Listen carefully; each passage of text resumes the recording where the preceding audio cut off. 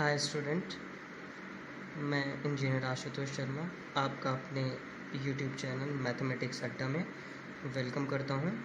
आज हम लोग पढ़ेंगे इंट्रोडक्शन टू ट्रिग्नोमेट्री का पार्ट 2। इसमें जो नया टॉपिक है आपका पाइथागोरस थ्योरम है। लास्ट क्लास में हम लोगों ने इंट्रोडक्शन टू ट्रिग्नोमेट्री पार्ट 1 देखा था और नेक्स्ट जो आज पार्ट 2 है उसमें हम सब लोग जो है पाइथागोरस थ्योरम के बारे में थोड़ा सा जानेंगे। इसका यूज़ ट्रिग्नोमेट्री में बहुत ज़्यादा है, तो चलिए हम लोग इसका थ्योरम समझते हैं। ये जो पाइथागोरस थ्योरम है इसके बारे में थोड़ा सा समझते हैं। ये क्या है पाइथागोरस? ये जो है पाइथागोरस एक ग्रीक के फिलोसफर थे, इन्होंने जो है कुछ एक्सपेरिमेंट किए थे, तो उस तरीके से इन्होंने एक नया थ्योरम बनाया था जिसको इनके नाम पे ही रखा गया था, पाइथागोरस थ्योरम रखा गया था। वो क्या होता है, एक राइट एंगल ट्रायंगल हम लोगों ने लिया। एक राइट एंगल ट्रायंगल क्या होता है, एक ऐसा ट्रायंगल जिसमें कम से कम एक एंगल आपका क्या हो, कम से कम या फिर एटलीस्ट वन एंगल जो है 90 डिग्री होता है, तो उसको हम लोग बोलते हैं राइट एंगल ट्रायंगल बोलते हैं। तो चलिए देखिए, ये आपके पास राइट एंगल ट्रायंगल है। इसमें अगर मैंने इस एंगल को बेस मान लिया, इस एंगल को पेरेंट एंगल मान लिया, तो इस एंगल के अकॉर्डिंग बताया गया था इसके जस्ट सामने वाले साइड को हम लोग परपेंडिकुलर बोलेंगे। और ये आपका 90 डिग्री है, तो 90 डिग्री के सामने वाले साइड को हम लोग अपोजिट साइड को क्या बोलेंगे, हाइपोटेनस बोलेंगे। और ऐसी लाइन जिस पे 90 डिग्री बना हो और आपका पेरेंट एंगल बना होता, उस लाइन को ऑलवेज हम लोग क्या बोलते हैं, बेस बोलते हैं। तो ये वाली जो साइड हो गई आपकी, इसको क्या बोल देंगे, बेस बोल देंगे। तो ये परपेंडिकुलर, ये हाइपोटेनस और ये बेस हो गया।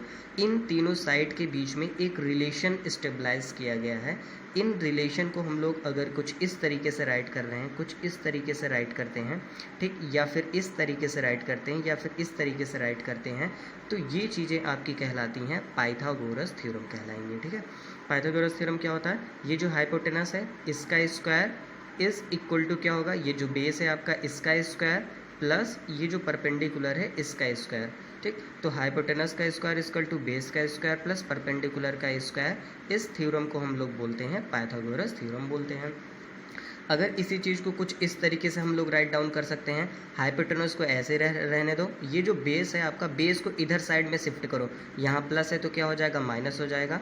ठीक, इसको जो इधर साइड में शिफ्ट करेंगे तो क्या हो जाएगा, माइनस बेस का स्क्वायर। तो ये देखिए हाइपोटेनस का, इस ये वाले को छोड़िए, इस वाले को देखिए, हाइपोटेनस का स्क्वायर, इस वाले को इधर लेके जाएंगे तो माइनस बेस का स्क्वायर, इधर क्या बचेगा, परपेंडिकुलर का स्क्वायर। तो आपका जो है एक फार्मूला कुछ ऐसे आ गया। जब आपने बेस को इधर किया तब आपके पास ये आ गया। अब नेक्स्ट क्या करते हैं, अभी बेस को इधर लेके गए, अब परपेंडिकुलर को इधर लेके जाते हैं। जब परपेंडिकुलर को इधर लेकर के आएंगे तो क्या हो जाएगा, हाइपोटेनस का स्क्वायर माइनस परपेंडिकुलर का स्क्वायर इक्वल टू क्या हो जाएगा, बेस का स्क्वायर। तो ये तीनों फार्मूले आपके पास है, मेन फार्मूला आपके पास यही है। बाकी इसको एक बार इधर कर लो, एक बार इसको इधर कर लो, तो आपको ये दोनों फार्मूले मिल जाएंगे। इन्हीं को बोला जाता है पाइथागोरस थ्योरम बोला जाता है। ठीक, अब इस पे बेस्ड कुछ क्वेश्चन हम लोग कर लेते हैं। आइए देखते हैं कुछ क्वेश्चन। पहला एग्जांपल हम लोग देखते हैं कुछ ऐसे। एक राइट एंगल ट्रायंगल है आपके पास, इसमें एक साइड आपको दे रखी है 3, दूसरी साइड दे रखी है 4 दे रखी है। आपको ये तीसरी वाली साइड पूछी गई है। तीसरी वाली साइड का मतलब क्या, अगर मैं इसको एंगल मान के चलता हूँ, पेरेंट एंगल इसको मान के चलता हूँ, तो ये आपका परपेंडिकुलर हो जाएगा और ये क्या हो जाएगा आपका बेस हो जाएगा, और ये क्या हो जाएगा, हाइपोटेनस। दैट मीन आपको हाइपोटेनस क्या है, निकालना है। ये आपको गिवन नहीं है, ये चीज़ आपको क्या करना है, निकालना है। हाइपोटेनस आपको निकालना है, इसका मतलब इसमें कौन सा फार्मूला हम लोग लगाएंगे भाई, हाइपोटेनस निकालना, मतलब ये वाला फार्मूला लगेगा, एच का स्क्वायर इक्वल टू बी का स्क्वायर प्लस परपेंडिकुलर का स्क्वायर। तो ये वाला फार्मूला आप इसमें लगा दो, H square equal to perpendicular square plus base का स्क्वायर। एच स्क्वायर निकालना है, इसको ऐसे रहने दो, परपेंडिकुलर की जगह पे 3 है तो 3 का स्क्वायर, बेस की जगह पे 4 है तो 4 का स्क्वायर, 3 का स्क्वायर 9, 4 का स्क्वायर 16, एच स्क्वायर, अब एच स्क्वायर इक्वल टू 9 और 16 25 आ गया। ये स्क्वायर जब यहाँ से हटेगा इधर आएगा तो क्या बना देगा, ये 25 बना देगा, और अंडर रूट के अंदर 25 कर देगा ये। ठीक, अब अगर मैं यहाँ पे इसके बीच और इसके इधर में एक स्टेप लिखना चाहूँ तो कुछ ऐसे, एच इक्वल टू 25। अब ये देखिए क्या है, 2 जब इधर आएगा तो क्या हो जाएगा, 1/2 हो जाता है, और 1/2 को क्या लिखते हैं, रूट लिखते हैं। 1/2 को क्या लिखते हैं, रूट लिखते हैं। कुछ ऐसा हो गया। अंडर रूट लेंगे तो क्या आ जाएगा, एच की वैल्यू +5 आ जाएगी। ठीक है, +5 मैंने इसलिए लिखा क्योंकि यहाँ पे जब ये रूट इधर आता है तो ये प्लस माइनस दोनों होता है, तो इसमें हम लोग प्लस ही लेंगे। क्यों, क्योंकि जो डिस्टेंस होता है, डिस्टेंस उसको हम लोग ऑलवेज किस में लेते हैं, पॉजिटिव में लेते हैं, नेगेटिव में नहीं लेते हैं। इसलिए यहाँ पे क्या हो जाएगा आपका प्लस 5 हो जाएगा। तो ये आंसर आपका आ गया h=5 आ गया। अब नेक्स्ट टाइप का एग्जांपल देखते हैं हम लोग।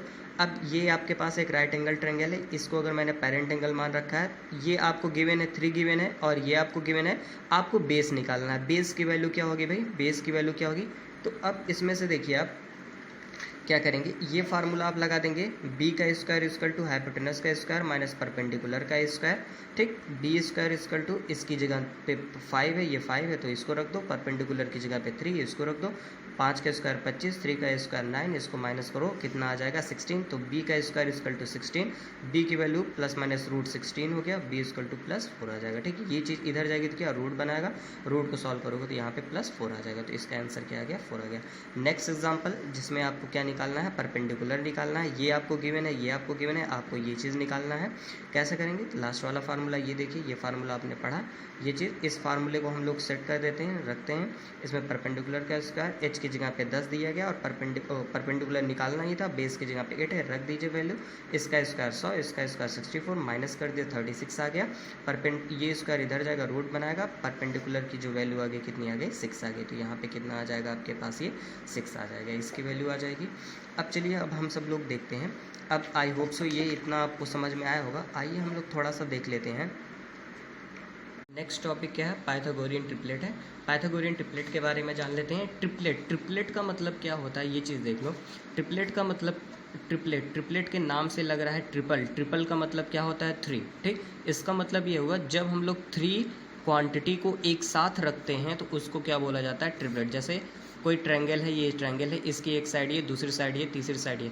अगर तीनों साइड को मैं एक साथ लिख देता हूँ यहाँ पे, इस ब्रैकेट के अंदर ऐसे लिख के कर दूंगा, ये क्या कहलाएगा आपका, ट्रिपलेट कहलाएगा, ठीक। जब 3 चीज़ों को एक साथ लिखा जाता है तो उसको क्या बोला जाता है, ट्रिपलेट बोला जाता है, ठीक। ट्रिपलेट क्या होता है, जब 3 क्वांटिटी को एक साथ लिखा जाए तो उसे क्या बोला जाता है, ट्रिपलेट बोला जाता है, ठीक है।